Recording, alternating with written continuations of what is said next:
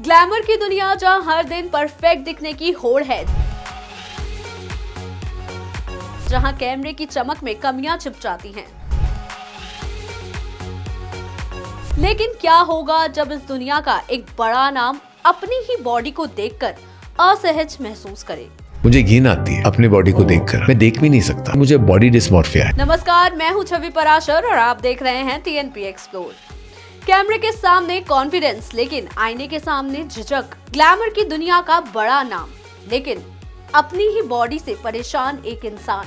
सफलता, शोहरत, स्टाइल के बावजूद क्यों सालों तक खुद से ही शर्मिंदा रहे करण जौहर। आखिर क्या है वो मानसिक परेशानी जिसने बॉलीवुड के इस बड़े फिल्म मेकर का आत्मविश्वास हिला दिया, और क्यों खुद करण जौहर ने कबूल किया कि उन्हें अपनी ही बॉडी को देखना मुश्किल लगता था। बॉलीवुड के मशहूर फिल्म मेकर करण जौहर अपनी फिल्मों, फैशन सेंस और बेबाक अंदाज के लिए जाने जाते हैं, लेकिन चमक दमक से भरी इस दुनिया के पीछे एक ऐसा सच भी है जिसके बारे में कम ही लोग जानते हैं। हाल ही में एक बातचीत में करण जौहर ने खुलकर बताया कि वो लंबे समय से अपनी ही बॉडी को लेकर असहज महसूस करते रहे।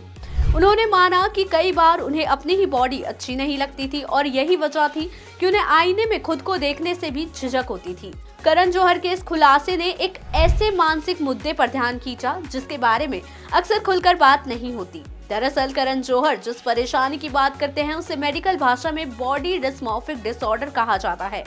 ये एक मानसिक स्वास्थ्य से जुड़ी स्थिति है जिसमें व्यक्ति अपनी बॉडी या चेहरे की छोटी सी कमी को भी बहुत बड़ा मानने लगता है। भले ही दूसरों को वो कमी कभी नजर न आए, लेकिन उस व्यक्ति को लगता है कि उसकी बॉडी सही नहीं दिख रही है। विशेषज्ञों के मुताबिक इस स्थिति में कई लोग बार बार आईने में खुद को देखते हैं या फिर उल्टा आईने से बचने लगते हैं।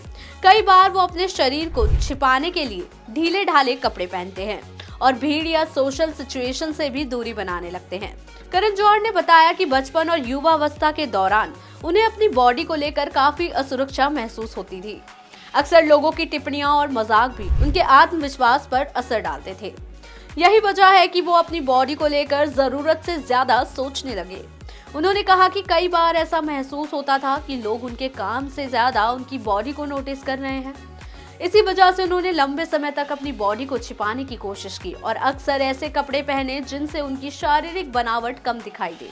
हालांकि समय के साथ करण जौहर ने इस समस्या को समझने और उससे बाहर निकलने की कोशिश भी की। उन्होंने मानसिक स्वास्थ्य पर खुलकर बात करना शुरू किया और ये भी बताया कि ऐसी समस्याओं से निपटने के लिए सही सलाह और मदद लेना बेहद जरूरी है।